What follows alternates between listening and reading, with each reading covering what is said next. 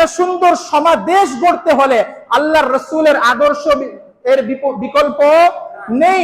এই জন্য মনে রাখতে হবে মুআজ্জাজ হাজিরিন, ইসলাম ছিল, ইসলাম আছে, ইসলাম থাকবে। কিছু সময়ের জন্য একটু নড়াচড়া হতে পারে। মনে রাখতে হবে বাংলাদেশের আগামীর বাংলাদেশ হবে কোরআনের বাংলাদেশ।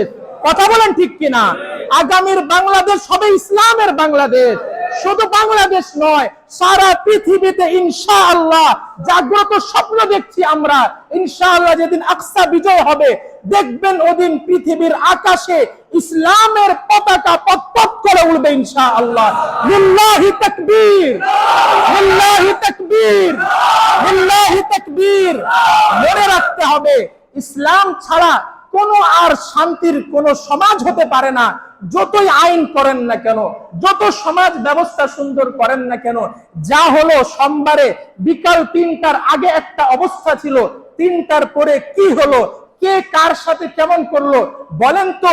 যদি কেউ কাউকে জালেম বলে পতন ঘটায়, আমি কি করলাম মাঝখানে? আমি কি ব্যবহারটা করলাম? লুটপাট করা কি ইসলামের শিক্ষা ছিল? জ্বালাও পোড়াও করা কি ইসলামের শিক্ষা ছিল? যেখানে রাসূলুল্লাহ প্রাণের হত্যাকারীকে নিরাপত্তা দিচ্ছেন, মনে রাখবেন ওই দিনও সর্বপ্রথম নিরাপত্তার এলানটা হয়েছিল আলেম সমাজের পক্ষ থেকে। সৈয়দপুরে এই মসজিদ থেকে হযরত প্রথম আমানের এলান করেছিলেন যে সবাইকে নিরাপত্তা দেওয়া হোক, এলাকাবাসী এলাকায় নিরাপত্তা দেয়, কেউ কারো সাথে কোনো জুলুম করবেন না, কেউ কারো সাথে লুটপাট করবেন না, কাউকে আগুন দিবেন না। এখান থেকে একজন আলেম করেছিল। ঢাকা থেকেও আলেমদের পক্ষ থেকে প্রথম এই সূচনা হয়েছিল। কেন? তাদের কাছে তো রাসূলুল্লাহর শিক্ষা ছিল, তাদের কাছে কোরআনের শিক্ষা ছিল যে বিজয় হওয়ার পরে তুমি আরেকজনের উপরে জুলুম করতে পারবা না।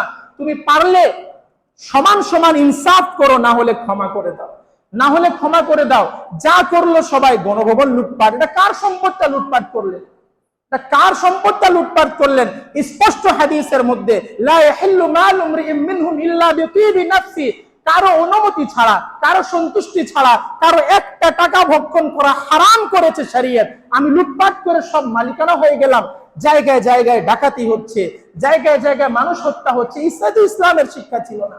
এটা কোনো বিজয় না, এটা লাঞ্ছনা হলো এই জাতির জন্য। এর চাইতে বেশি লাঞ্ছনা আর হতে পারে না এই জাতির জন্য, যে জাতি বিজয় হওয়ার পরে ঢালাও ভাবে জুলুম অত্যাচার করবে। এটা কখনো হতে পারে না। এবং মনে রাখবেন, শেষ কথা মনে রাখবেন, দিন ছাড়া কেউ কোথাও আশ্রয় পাবেন না, দিন ছাড়া কেউ কোনো সফল হবেন না। দেখেন কি হলো, আমি যার পিছনে স্লোগান দিতে দিতে যার জন্য প্রাণ নিয়েছি, যার জন্য প্রাণ দিয়েছি, তাকে আজকে আমার পাশে কথা বলেন না পাই নাই। আগামীতেও মনে রাখবেন, যে তার নেতার পিছনে কথা বলে, নেতার স্লোগানে কথা বলে কারো প্রাণ নিবে, কারো প্রাণ দিবে, মনে রাখবেন দুনিয়ার জন্য এগুলো হলে কাউকে খুঁজে এক সময় পাওয়া যাবে না, আখিরাতে হিসাব দিতে হবে। এটা আমার কথা না, কোরআনুল কারীমে আসেন, আপনি দেখেন সূরাতুল আহজাব 22 নম্বর পারা 6 নম্বর পৃষ্ঠার সূরা আহজাবের 66 67 নম্বর আয়াত পড়েন। আল্লাহ তাআলা বলেন, ইয়াউমা তুকাল্লাবু ওয়ুজুহুম ফিন্নার, যেদিন জালেমদেরকে, গুনাহগারদেরকে মুখের ভেজ করে যখন জাহান্নামে দেওয়া হবে, মুখের দিক থেকে যখন জাহান্নামে ঢুকানো হবে, কি বলবে? ইয়াকুলুনা ইয়া লাইতানা আতা'না আল্লাহ, ইয়াকুলুনা ইয়া লাইতানা আতা'না আল্লাহ ওয়া আতা'না আর-রাসূলা। আহা আল্লাহ, যদি আজকে কোন নেতা নেত্রীর শুনতাম না, যদি আল্লাহ তার রাসূলের কথা শুনতাম, আজকে এরকম জাহান্নামে যাওয়া লাগতো না। কোথায় থেকে বললাম নেতা নেত্রীর কথা? আয়াত নাম্বার 67 পড়েন। আল্লাহ বলেন, তারা বলবে ওয়াকালু রাব্বানা ইন্না আতা'না সাদাতানা ওয়া কুবারানা। আল্লাহ, দুনিয়াতে আমার সরকারের অনুসরণ করেছিলাম, আমার বড়দের অনুসরণ করেছিলাম। তারাই বলবে, আল্লাহ সাদাতানা, আমার সরদার, আমার নেতা, আমার নেত্রীর কথায় প্রাণ নিয়েছি, লুটপাট করেছি, জুলুম করেছি, অত্যাচার করেছি। আমার যারা বড় ছিল, বড়দের কথায় লিড দিয়েছে তারা, আমি মানুষকে জ্বালাও পোড়াও করেছি, মানুষকে হত্যা করেছি, নির্যাতন করেছি, কারাবন্দী করেছি, যা ইচ্ছা তাই করেছি। তারা বলবে ফাদাল্লুনা সাবিলা, ওই নেতাই আমাকে ধ্বংস করলো, ওই নেত্রী আমাকে ধ্বংস করলো, ওই আমার লিডার আমাকে ধ্বংস করলো। আপনি উঠান, যান, তর্জমা উঠান, সূরাতুল আহজাবের 66-67 নম্বর আয়াতটা পড়েন, কি বলতেছে। এই জন্য বলি, যারা আগের সাথে, আমি আলহামদুলিল্লাহ কোন রাজনীতির সাথে দূর দূরান্ত আমার সম্পর্ক আগেও নেই, আগেও ইচ্ছা নেই এই ধরনের। এজন্য মনে রাখেন, যারা এই রাজনীতি করতেছেন বা করবেন, মনে রাখবেন সীমাগণ্ডির মধ্যে থাকবেন। কারো জন্য শরীয়তকে লঙ্ঘন করিয়েন না, না হলে এক সময় দেখা যাবে সবাই নিজের নিজের রাস্তা নিবে, গর্তে পড়ে যাবেন আপনি।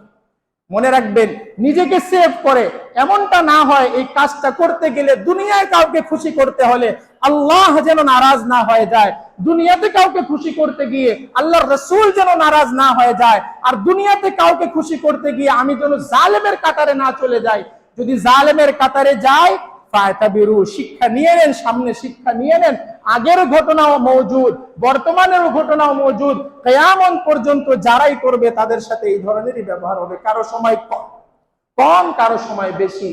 এজন্য বাহরে গফলত ये तेरी हस्ती नहीं, देख जन्नत इस कदर सस्ती नहीं, ऐसा नहीं कि नफ्स का शैतान मर गया, शैतान तो है जिंदा, इंसान मर गया। নফসের ইনসানিয়ত, মানবতা আজকে মরে গিয়েছে।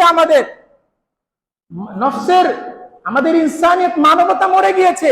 দয়া কারো জন্য আমার দয়া নাই, হিংসা, বিদ্বেষ, প্রতিশোধের আগুন জ্বলতেছে। আরে ভাই, প্রতিশোধ কার কাছ থেকে নিচ্ছেন?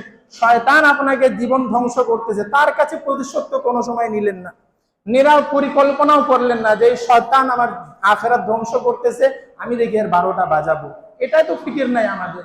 বাস প্রতিশোধের আগুনে সবাই জ্বলতেছে। মনে রাখবেন, দেশ, সমাজ, জাতি সবাই, আমি আগে 2 জমা আগেই বলেছিলাম, আমি ঠিক হব, আমার পরিবার ঠিক হবে, আমার সমাজ ঠিক হবে, আমার শহর ঠিক হবে, আমার দেশ ঠিক হবে। আসুন সবাই মিলে সুশীল সমাজ গঠন করার চেষ্টা করি। সবাই নিজ নিজ অবস্থান থেকে সততার সাথে, ইনসাফের সাথে, হুসনে আখলাকের সাথে দেশটাকে সাজানোর চেষ্টা করি। নিজের পরিবারকে সাজাই, সমাজকে সাজাই, দেশকে সাজাই, এবং পুরা পৃথিবীর মধ্যে একটা আলোড়ন সৃষ্টিকারে একটা উদাহরণ আমরা পেশ করি। কারো সাথে হিংসা নয়, কারো সাথে বিদ্বেষ নয়, কারো সাথে প্রতিশোধ নেই, আফওয়া আর ক্ষমা আর দয়ার সাথে আগে বাড়ার চেষ্টা করি। আল্লাহ রাব্বুল আলামিন আমাদেরকে সঠিকভাবে আগামী জীবনে পথ চলার তৌফিক দান করুন, বলুন আল্লাহুম্মা আমিন। আল্লাহ তাআলা পরিপূর্ণ কোরআন আর সুন্নাহ অনুযায়ী আমাদেরকে জীবন গড়ার তৌফিক দান করুন। আল্লাহ তাআলা আমাদের দেশকে এবং জাতিকে আল্লাহ তাআলা সব ধরনের বিদ্বেষ, হিংসা, প্রতিশোধমূলক আগুন থেকে আল্লাহ বাঁচার তৌফিক দান করুন। আমিন ওয়া আখিরু দাওয়ানা আলহামদুলিল্লাহি রাব্বিল আলামিন।